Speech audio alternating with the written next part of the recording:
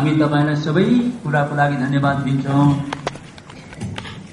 यस होली कन्भोकेसनको लागि तपाईलाई धन्यवाद दिन्छौं। तपाईका जनहरू जतिलाई तपाईले यस कन्भोकेसनमा ल्याउनु भयो, हामी सबैका लागि तपाईलाई धन्यवाद दिन्छौं। अब आज हामी यहाँ बेलुका हे पिता तपाईको उपस्थितिमा जुटेका छौं। म तपाईलाई बिन्ती गर्दछु, तपाईले हामीलाई आशीष दिनुहोस्। मान्छे शून्यभन्दा कम्ती हो प्रभु, मबाट के हुन सक्छ? वास्तवमा मैले म भन्ने शब्द प्रयोग गर्न मिल्दैन, किनभने मान्छे शून्यभन्दा कम्ती हो। तपाई जीवित प्रभु हुनुहुन्छ, जीवन तपाई हुनुहुन्छ, सबै थोक तपाई हुनुहुन्छ। लाइफ, एनर्जी, पावर सबै तपाई हुनुहुन्छ परमेश्वर पिता। तपाईको विषयमा कसले जानेर जान्न सक्छ र? प्रभुजी, इटर्निटी पनि तपाईको विषयमा जान्नको लागि पर्याप्त छैन। तपाई महान हुनुहुन्छ परमेश्वर। अब म प्रभु तपाईलाई बिन्ती गर्दछु, तपाई हामीसँग बात गर्नुहोस् प्रभु। तपाईले चाहनुहुन्छ, तपाईले आफ्नो वचन दिन चाहनुहुन्छ, तपाई हामी हरेकसँग बोल्न चाहनुहुन्छ प्रभुजी। तपाईले आफ्नो खानालाई समेत पनि त्यागेर तपाईले आफ्नो सन्देश, आफ्नो वचन तपाईले दिनुभएको हो। यसैले प्रभु म तपाईलाई बिन्ती गर्छु, तपाई आज हामीसँग बात गर्नुहोस्। यो सेवा तपाईको हो, मान्छेको होइन। एउटा माध्यम चाहिन्छ भने प्रभु म आफूलाई तपाईको हातमा माध्यम स्वरूप सुम्पन्छु, तर म एउटा माध्यम भन्दा बढी होइन प्रभु। यो सेवा तपाई हो, तपाई आफै हामीसँग बात गर्नुहोस् प्रभु। हे पिता, हाम्रा आँखाहरूलाई खोल्नुहोस्। यस कमरामा भएको हरेक व्यक्तिले मुक्ति पाउनुपर्छ प्रभु। यसलाई गहिराईमा जान्नुपर्छ प्रभु। यसु मसँग हुनुहुन्छ भनेर प्रभु येशूको उपस्थितिको आनन्द हरेक व्यक्तिले प्राप्त गर्नुपर्छ। हामी नयाँ जन्म पायौं भनी भन्छौं, परमेश्वरको हामी विश्वासी हौं भनी भन्छौं, तर पनि परमेश्वरको आनन्द हामीसँग छैन भने हामीमा धेरै कमी छ। महान परमेश्वर, तपाईले आफ्नो वचन प्रकाश गर्नुहोस् र हामी प्रभु तपाईको आशीषलाई प्राप्त गर्न सकौं। यस सेवाको विरोधमा जति पनि शैतानको हमला छ, हाम्रो मनलाई अन्धा बनाउने, हाम्रा कानलाई थुन्ने, आँखालाई बन्द गर्ने, हे पिता हामीलाई अन्धत्वमा राखेर नरकमा लैजाने भइरहेको जति पनि योजना छ, हामी यसलाई ख्रीष्ट येशूको सामर्थ्य नाममा बाँध्दछौं। अन्धकारका सारा शक्तिलाई तपाईले दूर गर्न आवस् प्रभु। तपाईले आफ्नो उपस्थिति दिन आवस्। हे पिता, विश्वास सहित पवित्र रगतको घेराभित्र हामी आउँछौं। अब यो सेवा तपाईको हो, म आफूलाई तपाईको हातमा दिन्छु। तपाई बोल्नुहोस् र हाम्रो आवश्यकतालाई तपाईले पूरा गर्नुहोस् प्रभु। तपाई प्रभुको चेहरालाई म यहाँ छु। धन्यवाद छ, तपाईले मेरो प्रार्थनालाई सुन्नुभएको छ। अब तपाईको हातमा दिँदै यो प्रार्थना धन्यवाद मुक्तिदाता प्रभु येशूको नाम चाहन्छु पिता, सुनिगा गर्नुहोस्। आमेन।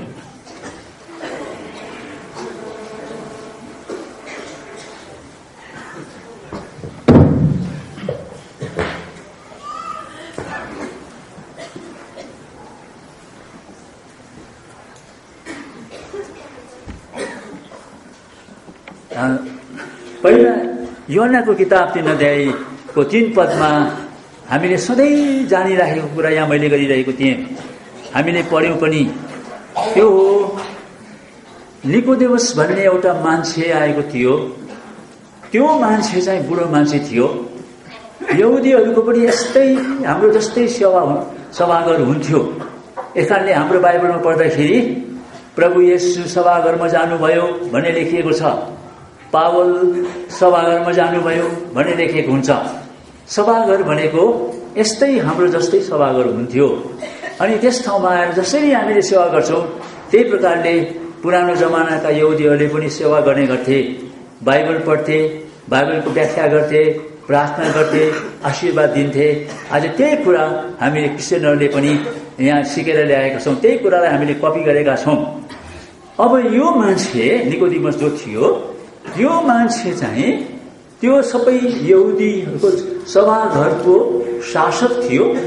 त्यो मान्छेले नै सिकाउने गर्थ्यो, ऊ गुरु पनि थियो। किनभने यो खण्डलाई यूहन्ना 3 अध्यायलाई हामीले पढ्यौँ भने तिनी वृद्ध पनि थिए, शासक पनि थिए, गुरु पनि थिए, अनि तिनी फरिसी पनि थिए। तिनी सबै संसारिक प्रकारले हेर्यो भने कि सबै गुणले भरिएका, अहिले नै स्वर्गमा पुगिहाल्छन् कि जस्तै गरिकन तिनी सबै किसिमका गुणले भरिएका मान्छे थिए।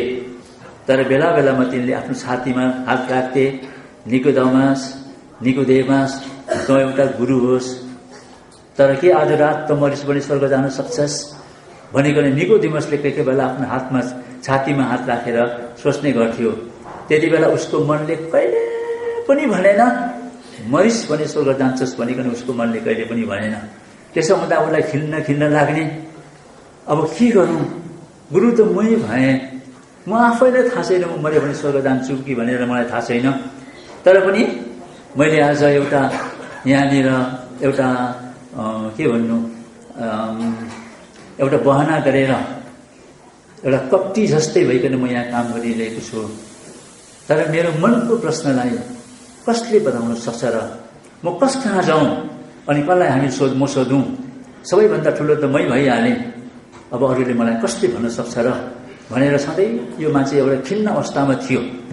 यो मान्छेको प्रश्नलाई बुझ्दाखेरि, यो मान्छेको लागि पराले हामीले हेर्दाखेरि थाहा हुन्छ यिनले साँच्चै नै परमेश्वरको मुक्तिको खोज गरेका थिए अथवा परमेश्वरको राज्यमा म प्रवेश गर्छु भन्ने कुराको निश्चयता तिनले पाउन चाहना गरेका थिए। यो कुरालाई तपाईँ आफैले बाइबल पढ्नुभयो भने, यो 3 अध्यायलाई पढ्नुभयो भनेदेखि तपाईँ आफैलाई पनि थाहा छ। मलाई अलिकति पानी पो चाहियो, पानी त पिउँदैन थिएँ। अनि नि होइन, अनि सुगर लगाएर ल, अलिक निकै सुगर लगाएर अनि यो पढ्नुभयो भनेदेखि तपाईँले एकदम थाहा पाउनुहुन्छ। तर मैले अहिले सबै व्याख्या गरेँ भने धेरै समय यी नै जान्छ र म तपाईँलाई भन्न चाहेको कुरा म भन्न सक्दिनँ। तर यहाँ एकजना मान्छे छन्, उनले चाहिँ परमेश्वरको राज्यमा म कसरी जाउँ भन्ने प्रश्न उनको मनभरि थियो। अनि एक दिन प्रभु येशू मसीहको विषयमा सुने, मान्छेहरू यताउता कुदिरहेका, कहाँ गएको? अरे येशू मसीह आउनु भएको छ, उहाँलाई भेट्न गएको उसको कुरा सुन्नुभयो। को हुनुहुन्छ उहाँ? अरे तपाईँलाई थाहा छैन, उहाँ यति महान हुनुहुन्छ।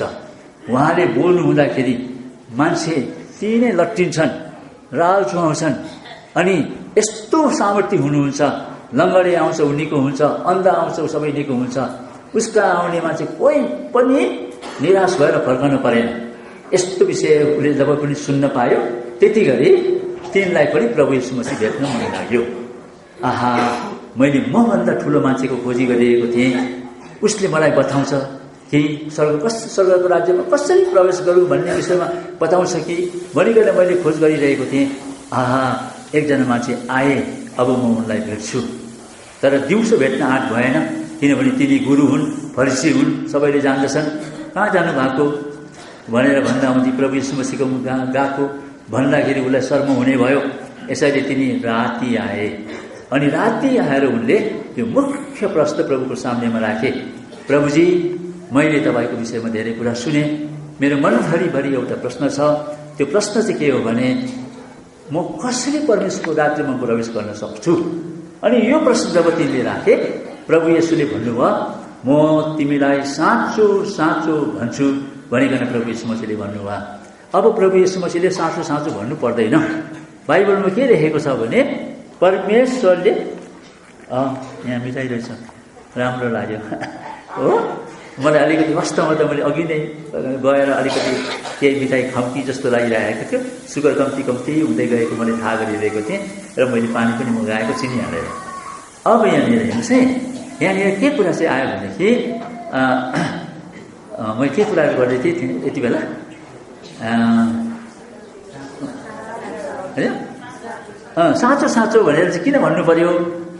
बाइबलमा के लेखेको छ भनेदेखि परमेश्वरले झुट बोल्न सक्नुहुन्न भन्ने कुरा लेखेको छ। कतिजना मान्छेले भन्छन् परमेश्वरको लागि कुनै कुरो असम्भव छैन भनिकन मान्छेले भन्छन्। तर वास्तवमा परमेश्वरको लागि एउटा कुरा असम्भव छ। त्यो कुरा चाहिँ के हो? परमेश्वरले पाप गर्न सक्नुहुन्न, परमेश्वरले झुट बोल्न सक्नुहुन्न। त्यो कुरा हाम्रो बाइबलमा छ। हो। तर जुन चाहिँ बाइबलमा चाहिँ परमेश्वरले झुट बोल्नुहुन्न भनेर लेखेको छ त्यो बाइबल चाहिँ सेकेन्ड क्लास बाइबल हो। अस्ति पनि तपाईँलाई मैले पहिलो हप्ताको दिन मैले भने, त्यति बेला हामीले चाहिँ लर्ड्स टेबलको विषयमा कुरा गरिरहेका थियौँ। मैले भने ठुलो अक्षर भएको कालो कालो अक्षर भएको बाइबल नपढे हुन्छ, हिन्दी बाइबल नपढे हुन्छ भनिकन मैले भनेको थिएँ। त्यति गरी तपाईँले के बुझ्नु भयो कुनै मलाई थाहा छैन, तर एउटा कारण थियो किन मैले त्यसो भने। किनभने म जुन कुरो बोल्न लागेको थिएँ त्यो कुरो कालो कालो अक्षर भएको बाइबलमा छैन, अथवा पहिलो पुरानो बाइबलमा छैन। नेपाली जुन बाइबल अहिले हामीले पक्रिरहेका छौँ यो बाइबल अहिले हाम्रो बाइबल हो। हाम्रो एल्सदाईलाई परमेश्वरले प्रभुले बहुत ठुलो दया गर्नुभयो। एल्सदाईलाई बाइबलमा हात हाल्ने परमेश्वरले दया गर्नुभयो। उहाँ गर्नु चाहिँ म यो पानी आएछ अलिकति खाइहाल्ने साह्रो थाहा तपाईँ क्या।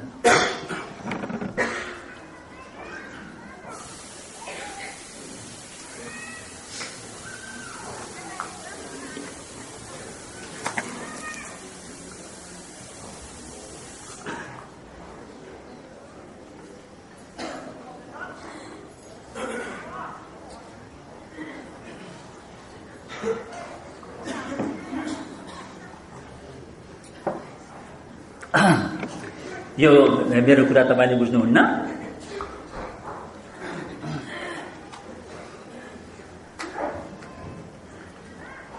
मैले किन पानी पिएको, किन मिठाई खाएको? डायबिटिज दुई किसिमको हुन्छ। एउटालाई भन्छ हाइपरग्लाइसेमिया भन्छ, त्यो चाहिँ उँभो उँभो जाने, 200 पुगेछ मेरो, 400 पुगेछ मेरो भनेर भन्छन्, त्यसलाई हाइपरग्लाइसेमिया भन्छ। तर जसको चाहिँ 100 देखि पनि मुनि आउँछ, 90, 80, 70 आउँछ, त्यसलाई चाहिँ भन्छ हाइपोग्लाइसेमिया। अनि मेरो चाहिँ एउटा हाइपोग्लाइसेमिया छ। हाइपर पनि हुन्छ, हाइपो पनि हुन्छ। मेरो यत्तिकै माथि तल गइरहन्छ। अनि तल जाँदाखेरि चाहिँ मलाई अलिकति याद हुन्छ,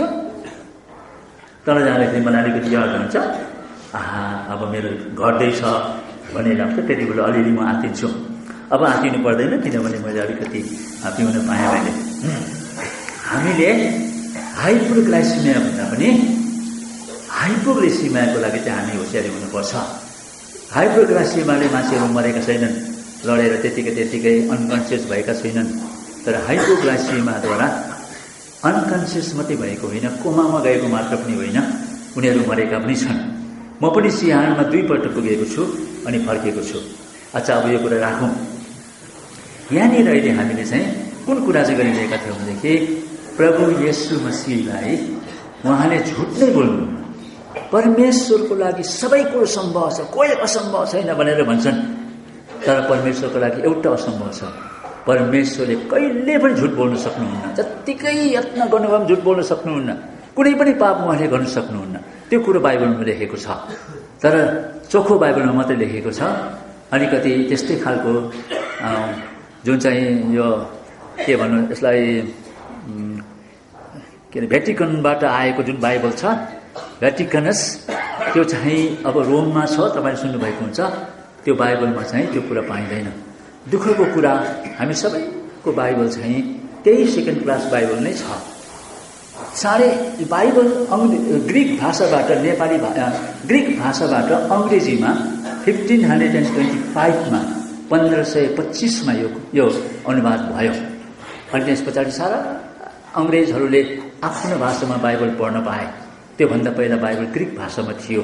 एकजना मान्छे थिए, तिनको नाम चाहिँ हो तिनको इरास्मस, तिनको नाम हो। इरास्मस महान विद्वान थिए।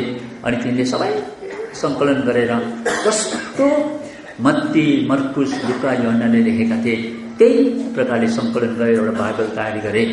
अनि त्यस बाइबलबाट जुन पनि बाइबल छाप्यो त्यो चाहिँ हो King James version Bible. King James version बाइबलले 350 वर्षसम्म अब अर्को बाइबलै थिएन। दुनियाँभरि किङ जेम्स भर्सन बाइबल मात्रै थियो, चोखो राम्रो बाइबल मात्रै थियो। तर 350 वर्ष पछाडि बाइबलमा फेरि अर्को ठाउँबाट बाइबल आयो। अर्को ठाउँबाट चाहिँ कहाँबाट आयो भनेदेखि रोममा एउटा भ्याटिकनस भन्ने जग्गा छ, त्यहाँ चाहिँ पोप साहेब बस्छन्। अनि पोप बसेको ठाउँमा लाइब्रेरीमा एउटा बाइबल भेटियो। त्यस बाइबललाई एकदम अहिले यो बाइबलको भाषामा के भन्छ भने कोडेक्स भ्याटिकनस भन्छ। त्यस्तै प्रकारले सिनाईमा पनि रोमन क्याथोलिकको एउटा उनीहरूको उ थियो, ठुलो गिर्जाघर थियो। त्यो गिर्जाघर पुरानो उहिलेदेखिको थियो। त्यहाँ पनि एउटा बाइबल भेटाइए। त्यो बाइबललाई चाहिँ कोडेक्स सिनाइटिकस भन्छ। यिनीहरू चाहिँ 350 वर्ष पछाडिकाहरू हुन्। अनि यिनीहरूलाई जब पनि यो दुईटा बाइबल भेटिए तब मान्छेहरू एकदम रमाए, हामीले एकदम बाइबल भेट्यौँ, कोडेक्स भ्याटिकनस, कोडेक्स सिनाइटिकस भने। अनि त्योबाट उनीहरूले एउटा टेक्स्ट बनाएर अब सेकेन्ड अर्को खालको बाइबल उनीहरूले दुनियाँमा ल्याए। त्यो बाइबल चाहिँ पहिले त्यसको नाम के थियो भने वेस्कट एन्ड हट टेक्स्ट भन्थे त्यसलाई। अब त्यो टेक्स्टलाई चाहिँ अहिले चाहिँ के भन्छ भनेदेखि अहिले अलिकति नाम बिर्सेँ, सबै बाइबल सोसाइटीले त्यही प्रयोग गर्छ अहिले। त्यसलाई चाहिँ बाइबल सोसाइटीको टेक्स्ट भनेर भन्छ। अहिले जम्मै बाइबल सोसाइटीमा त्यही टेक्स्ट प्रयोग गरिन्छ। तर त्यो टेक्स्ट चाहिँ भ्याटिकनबाट आएको, पछिबाट आएको टेक्स्ट हो। अब मैले यो कुराहरू भन्न त मलाई मन पराएको थिइनँ, किनभने मेरो कुरा नयाँ जन्म हो। तर पनि मैले अहिले भन्न मलाई कर लागिरहेको छ, किनभने मैले भने बाइबलमा कतिवटा ठाउँहरू छन्, त्यो ठाउँ चाहिँ मुख्य मुख्य ठाउँहरूमा त्यहाँनिर कमी पाइन्छ। यो चाहिँ अब यो चाहिँ तपाईँको मनमा कस्तो हुन्छ भनेदेखि के गर्नु, के बाइबल पढ्नु, खोइ त्यहाँ पनि त कोही के खर्च, कोही कस्तो खालको रहेछ भन्ने हुन्छ हो। तर तपाईँले ठोक्कर खानु पर्दैन, किनभने प्रभु येशू मसीहले उहिले नै सुरुमा नै प्रभु येशूले भन्नुभएको थियो, एउटा कथा भन्नुभयो। त्यो कथा चाहिँ कस्तो थियो भने एउटा मान्छेले एकदम राम्रो जमिन तयारी पार्यो, राम्रो बिउ लगाएर उसले आफ्नो बारीमा उसले छरिदियो। एकदम राम्रो बिउ उसले बारीमा छर्यो। अनि घरमा आयो, सुत्यो उठ्यो, सुत्यो उठ्यो, दिन बित्दै गयो। पछिबाट त्यसमा पातहरू लागे, बोट निस्क्यो, फल लाग्यो।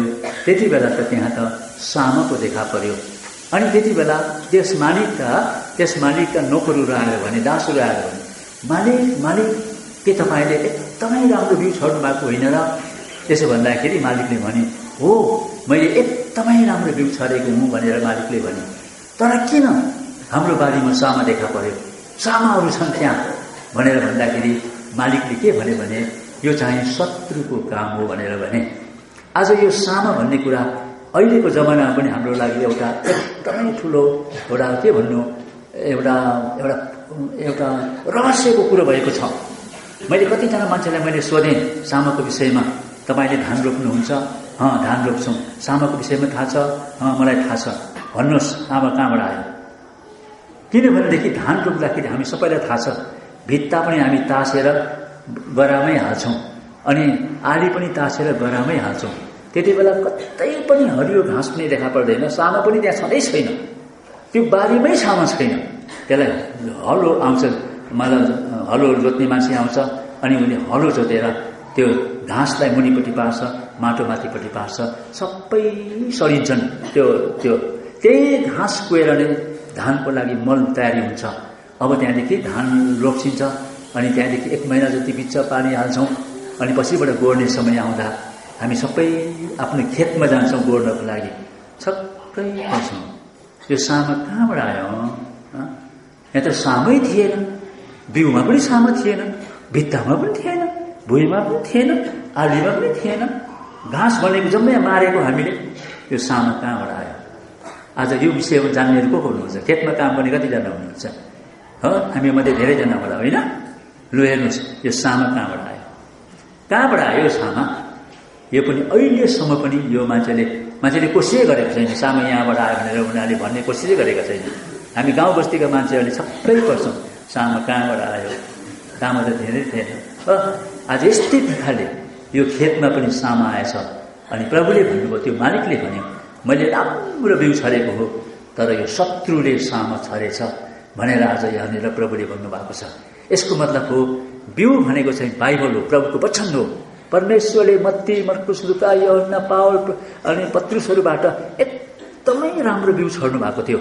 तर छरियो, राम्रो बिउ थियो, कहिले शत्रु आयो हो, अनि त्यसमा उसले सामा छरिदियो। अहिले हाम्रो बिचमा चाहिँ सामा भएको बाइबल पनि निस्कन थालेको छ। यसैले मैले अलिकति एक्सप्लेनेसन गरेको, किन चाहिँ हामीले 2 किसिमको बाइबल भए र हामीलाई चाहिँ हामीले एउटा किताब पनि छापेका छौँ। यसपालि यहाँ निकालेन हो।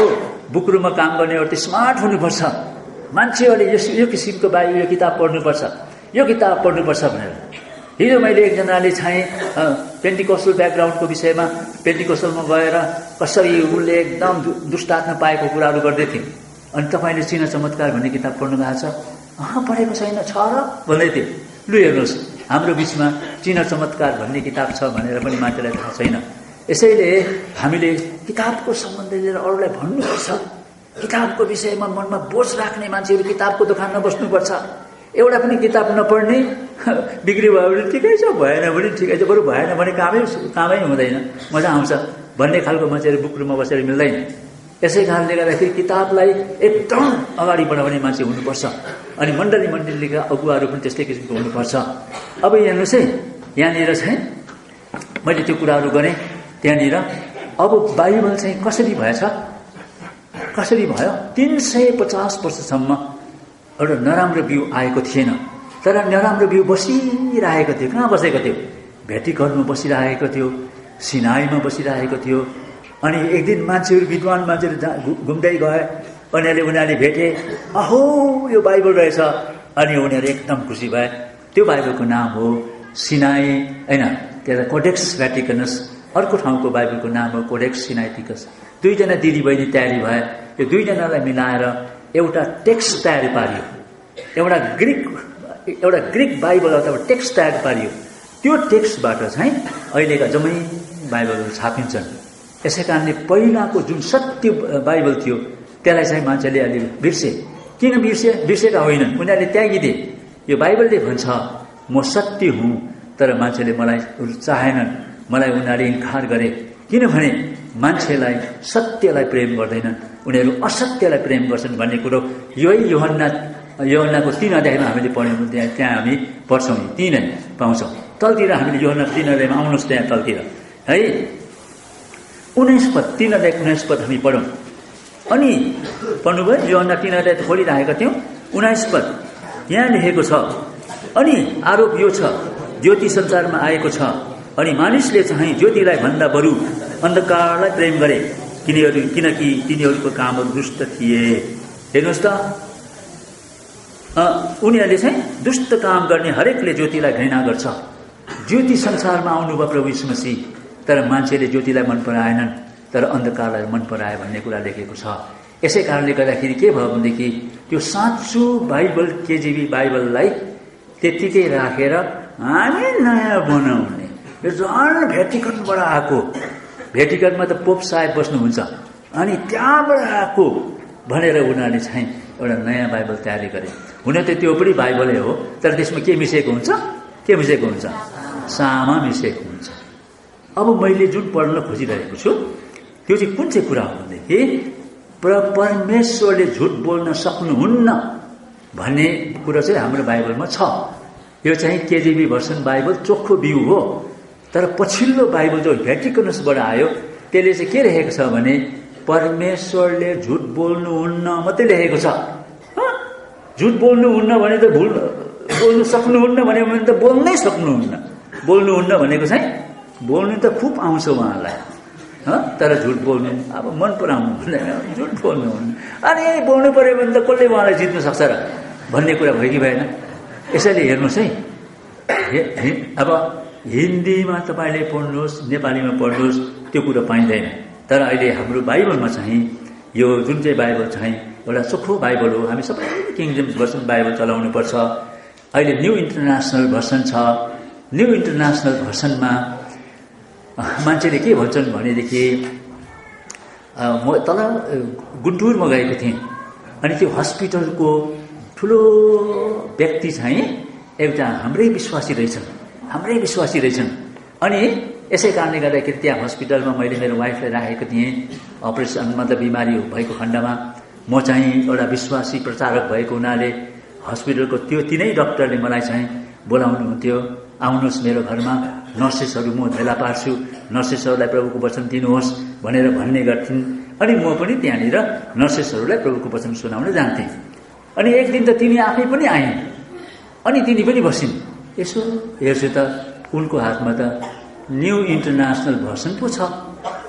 म त छक्कै परेँ, अरे न्यू इन्टरनेसनल भर्सन। अनि मैले भने डाक्टर, तपाईँ एउटाजना विश्वासी हो, तपाईँको हातमा न्यू इन्टरनेसनल भर्सन चाहिँ कसरी आयो? अलि उसले के भने, मलाई खुब हाँसेर भने, अरे ब्रदर, यो बाइबल नि हाम्रो बिशपले भनेको कि यति दामी छ अरे, पढ्दै मेसेज निस्किन्छ अरे। अब उनले मलाई त्यसो भने म के भनौँ भयो है। अन्त मैले भने लु त अब यूहन्नाको किताब हामी पहिलो अध्याय खोलौँ भने यूहन्नाको किताब पहिलो अध्याय खोलियो। अनि त्यसपछि मैले यूहन्नाको किताब पहिलो अध्यायको 13-14 पढ्न लगाएँ। अनि हाम्रो बाइबलमा के लेखेको छ भने यूहन्नाको किताब 13-14 मा के लेखेको छ त्यहाँनिर, किनभने हामी परमेश्वरको सन्तान हुन्छौँ भनेर लेखेको छ नि। यूहन्नाको किताब 1 अध्याय, यूहन्नाको किताब 1 अध्यायमा हामी आउँछौँ। हेर्नुहोस् है, सबैले यूहन्नाको किताब 1 अध्यायको 12 पद पढौँ। त्यहाँ लेखेको छ, के लेखेको छ भनेदेखि, जतिले उहाँलाई ग्रहण गरे तिनीहरूलाई उहाँले परमेश्वरको सन्तान हुने अधिकार दिनुभयो, अर्थात् तिनीहरूलाई जसले उहाँको नाममा विश्वास गर्दछन् र जो न त रगतबाट, न त शरीरको इच्छाबाट, न त मानिसको इच्छाबाट, तर परमेश्वरबाट जन्मेका हुन्। अब 12 पदमा के लेखेको छ भनेदेखि हामी परमेश्वरको सन्तान भयौँ। 12 पद मुताबिक चाहिँ हामी के भयो? परमेश्वरको सन्तान भयौँ। 13 पदमा चाहिँ कसरी सन्तान भयौँ हो? 12 पदमा के लेखेको छ? जतिले प्रभु येशूलाई विश्वास गरे र ग्रहण गरे तिनीहरू परमेश्वरको सन्तान भए भनिकन लेखिएको छ। अब 13 पदमा चाहिँ कसरी सन्तान भए लेख्दाखेरि के लेखेको छ भने तिनीहरू न त रगतद्वारा, न त शरीरको इच्छाबाट, न त रगतबाट, न त मानिसको इच्छाबाट, तर परमेश्वरबाट जन्मेका हुन् भनेर हाम्रो भाषामा लेखेको छ कि। अनि त्यो इन्टरनेसनल भाषामा चाहिँ के लेखेको छ भने कुनै के जाति न त हस्बेन्डको इच्छाबाट लेखेको छ क्या हो। अब हाम्रो डाक्टर साहब फेरि अनम्यारिड हो, अन्त त्यहाँ लेखेको छ अब हस्बेन्डको इच्छाबाट होइन, अनि के जातिको इच्छाबाट होइन भनेर लेखेको रहेछ क्या। अन्त रातो भयो उनको अनुहार। सिस्टर डाक्टर, बाइबलले भन्छ न त रगतबाट, न त मानिसको इच्छाबाट, न त शरीरको इच्छाबाट, तर परमेश्वरबाट जन्मेका हुन् भनिकन हाम्रो बाइबलले भन्छ। तपाईँको बाइबलले त लोग्नेको इच्छाबाट, त पनि के जातिको इच्छाबाट भनेर लेखेको छ। कहाँबाट आयो यो रातो भयो? बुझ्नुभयो? यस्तो प्रकारले प्रियहरू हो, अहिले बाइबलमा त लेखेको पाइन्छ। यसै कारणले हामीले त्यो बाइबल चलाउन राम्रो हुँदैन। अब हाम्रो बाइबलमा चाहिँ परमेश्वरको विषयमा के लेखेको छ भने उहाँले झुट बोल्न सक्नुहुन्न। आउनुहोस् टाइटसको किताब, तीतसको किताब 1 अध्याय, तीतसको किताब 1 अध्यायमा म 2 पद पढ्छु। अनन्त जीवनको आशामा जसको प्रतिज्ञा झुट बोल्नै नसक्नुहुने परमेश्वरले संसार सुरु हुनुभन्दा पहिल्यै गर्नुभयो। अनन्त जीवनको प्रतिज्ञा चाहिँ झुट बोल्नै नसक्नुहुने परमेश्वरले संसारको पहिल्यै गर्नुभयो है, संसार सुरु हुनुभन्दा पहिल्यै गर्नुभयो। हेर्नुहोस् त, तपाईँले पाउनुभयो हाम्रो बाइबलमा झुट बोल्नै नसक्नुहुने छ कि छैन? तपाईँले पाउनुभयो बाइबलमा। यसै कारणले हेर्नुहोस्, हाम्रो प्रभु येशू मसीहले झुट बोल्नै सक्नुहुन्न। परमेश्वर एकदम बिल्कुल निष्पाप हुनुपर्छ। यस कारण बेला बेलामा म के कुराहरू गर्ने गर्छु भनेदेखि हामी देवता भगवानहरूको विषय लिएर कतिहरू कुरा गर्छौँ। भगवानहरूको विषयमा उनीहरूको शास्त्रमा यस्तो कहानीहरू लेखिएको हुन्छ कि जुन पाप चाहिँ मान्छेले पनि गर्न सक्दैन। एउटा भगवानको विषयमा लेखिएको छ, एकजना कसैकी पत्नीलाई देखेछन् भगवानले, साह्रो तिनलाई लालायित भएछन्। अनि त्यो भगवान त तिनकै लोग्नेको रूप धारण गरेर तिनको घरमा गए। बुझ्नुभयो कि बुझ्नु भएन हो? तपाईँले बुझ्नु हुँदैछ? यो चस्माले पनि मलाई तपाईँलाई मधुरो देख्ने बनाउँछ कि यहाँ एकदम मजा लाग्दैन। बुझ्नुभयो? भगवानहरू कस्ता हुन्छन् हेर्नु त। अब फलानाको कुनै बहिनीको लोग्नेको रूप धारण गरेर घरमा पुग्ने भगवानको कहानी छ। अनि उसमा बडा गर्व लाग्छ कि हाम्रो भगवान यस्ता हुनुहुन्छ, गर्व गर्छन्। प्रियहरू हो, हामीलाई परमेश्वरले यस्तो किसिमको धोकाबाट बचाउनु भयो। किनभने परमेश्वर पापी हुनै मिलेन। परमेश्वर आफै पापी छन् भनेदेखि पापी भन्दा पनि अझै बडा पापी छन् भनेदेखि हामी उनीबाट के आशा हुन सक्छ? यस कारणले परमेश्वर भनेपछि परमेश्वर सर्वशक्तिमान हुनुपर्छ, परमेश्वर सर्वव्यापी हुनुपर्छ, परमेश्वर सर्वज्ञानी हुनुपर्छ, परमेश्वर निष्पाप हुनुपर्छ। आज यो चारैवटा गुण प्रभु येशू ख्रीष्टमा पाइन्छ। यसै कारणले प्रियहरू हो, हामी जतिजनाले प्रभु यीशुलाई ग्रहण गर्यौं, हामी कति भाग्यमानी मान्छे छौं, हामीले साँचो परमेश्वरलाई प्राप्त गरेका छौं।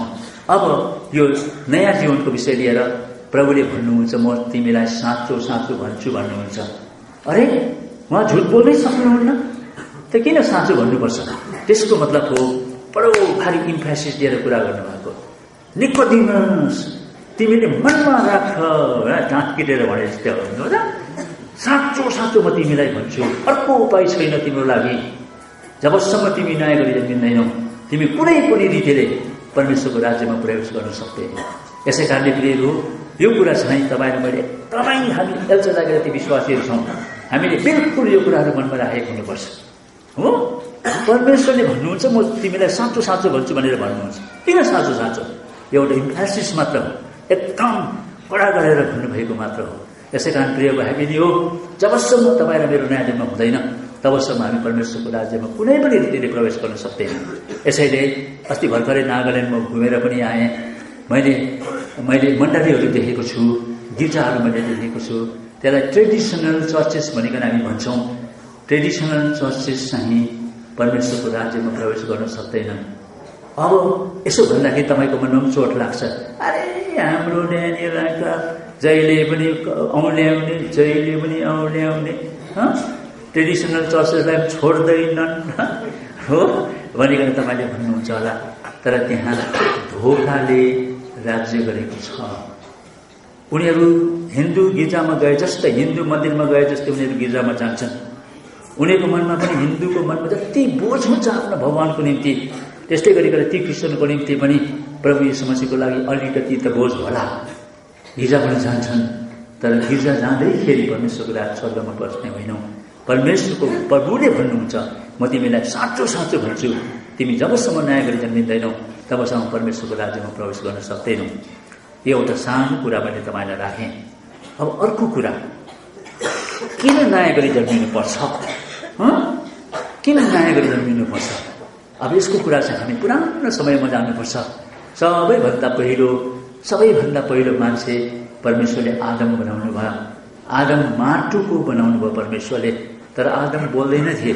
हेर्दा त दुरुस्तै अहिले बोल्दा चाहिँ देखिन्थ्यो तिनको मूर्ति। आँखाले बात गर्थ्यो, ओठले बात गर्थ्यो, तर वास्तवमा आदम बोल्न सक्दैनथे। आदममा जीवन थिएन। यसको कथा तपाईँ मलाई हामी सबैलाई थाहा छ। अनि परमेश्वर आउनुभयो। परमेश्वर आइकन आदमको नाकमा पवित्र आत्मा हाल्नुभयो। त्यो रुवाक भन्ने शब्द त्यहाँनिर हिब्रू भाषामा छ। रुवाक भनेको पवित्र आत्मा भनेको। तर पवित्र आत्मा हाल्नुभयो भन्दाखेरि मान्छेलाई कस्तो कस्तो लाग्ने हुनाले के लेखे भने जीवनको श्वास हालिदिए। एकाले मान्छेको सास गयो भन्छ नि, होइन? यस कारणले त्यो सास हालिदिए, जीवनको श्वास भन्छ। वास्तवमा त्यसलाई चाहिँ मैले तपाईँलाई कन्फ्युजनमा नपारिकन भन्नुपर्ने थियो, पवित्र आत्मा हालिदिनु भयो। तर तपाईँले बाइबलमा पढ्नुहुन्छ, अरे ड्यानियल अङ्कलले हामीलाई जीवनको श्वास, होइन, पवित्र आत्मा हाल्नुभयो भन्नुभयो। बाइबलमा त जीवनको श्वास छ भनेर तपाईँको मनमा हुन्छ कि भनेर मैले अलिकति कुरा गरेको। जीवनको श्वास भनेर भनेको छ, तर वास्तवमा त्यहाँ के लेखिनु पर्थ्यो भने पवित्र आत्मा हालिदिनु भयो भनेर भन्नुपर्ने थियो। हो, किनभने पवित्र आत्माको पछाडिसम्म पवित्र आत्माले जीवन दिनुहुन्छ भन्ने कुराहरू बाइबलमा हामी घरिघरि पाउँछौँ। यसै कारणले त्यो पनि पवित्र आत्मा नै हो, किनभने रुवाक भन्ने शब्द प्रयोग गरिएको छ। अनि अरू ठाउँमा चाहिँ रुवाक भनेको ठाउँमा आत्मा लेखिएको छ, तर त्यही मात्रै जीवनको श्वास हालियो भनेर भन्छ। तर हामीले बुझ्यौँ नि त, हामीले बुझिहाल्यौँ। यसै कारणले आदम एकजना एकदम जीवनै नभएका मान्छे थिए, तर पवित्र आत्मा जब आउनुभयो, नाकमा पवित्र आत्मा हालियो, आदम त्यही दिन दङ्ग जन्मे। जब पनि आत्माले शरीरलाई छोयो, तब तेस्रो कुरा खडा भयो, त्यो चाहिँ हो सोल, प्राण आयो। यसै कारण बाइबलमा लेखेको छ जीवित प्राणी बने भनिकन लेखिएको छ। यसले यही सुरुमा चाहिँ हामीले कतिवटा कुरा पायौँ, आत्मा, प्राण र शरीर पायौँ हामीले, होइन? यसले मान्छे कतिवटा वस्तुले बनेको छ? आदमको शरीर थियो, माथिबाट आत्मा आयो, आत्मा आएपछि फेरि प्राण पनि आयो। त्यही मान्छे आत्मा प्राण शरीरद्वारा मान्छे बनिएको छ। अब यो आदम आत्मा प्राण शरीरद्वारा बनियो। तर त्यति घरि नि आदमको पछिबाट परमेश्वरले आदमको साथी पनि प्रबन्ध गर्नुभयो, हवाको पनि प्रबन्ध गर्नुभयो। अनि यो त्यो बगैँचामा राख्नुभयो। त्यो बगैँचाको नाम चाहिँ के हो? एडेन भन्छ। अदन भनेर नेपालीमा भन्छ, अङ्ग्रेजीमा एडेन भनेर भन्छ। त्यसको मतलब चाहिँ के हो भनेदेखि खुसी, आनन्द अथवा प्लेजर भनेको, ह्याप्पिनेस, प्लेजर भनेर भनेको। त्यो बगानको नामै त्यस्तो छ, बगानको नामै त्यस्तो छ। हामी त अदनको बगैँचा भन्छौँ, तर अदन भनेको के भनेको हो भनेर भन्यो भनेदेखि अदन भनेको चाहिँ एक place of Joy, pleasure, happiness भनेर भनेको, आनन्द, रोमाञ्च, खुसीको खुसी भनेर भनेको। आज स्वर्गमा चाहिँ सबभन्दा ठुलो कुरो आनन्द, खुसी र रोमाञ्च छ। बाइबलमा लेखिएको छ परमेश्वरको उपस्थितिमा आनन्दको भरपुरी छ भनेर लेखिएको छ, होइन र? हो, हामीले भजन संहिताको किताब 16 अध्यायमा पाउँछौँ, नखोल्नुहोस्, परमेश्वरको उपस्थितिमा आनन्दको भरपुरी छ भनेर भन्छ। हो, अहिले त हामीलाई सुन भन्दाखेरि गुटुक्क थुक मिल्छ, चाँदी भन्दा पनि। तर एउटा दिन आउँछ चाँदीको महत्त्व हुँदैन। त्यो चिसो चिज के पो गर्नु र, होइन र? हो, अब सुनको लागि हामी के मरिबेट्नु छ र? त्यहाँनिर चाहिँ सडक नै सुनको भइदिएपछि सुनको के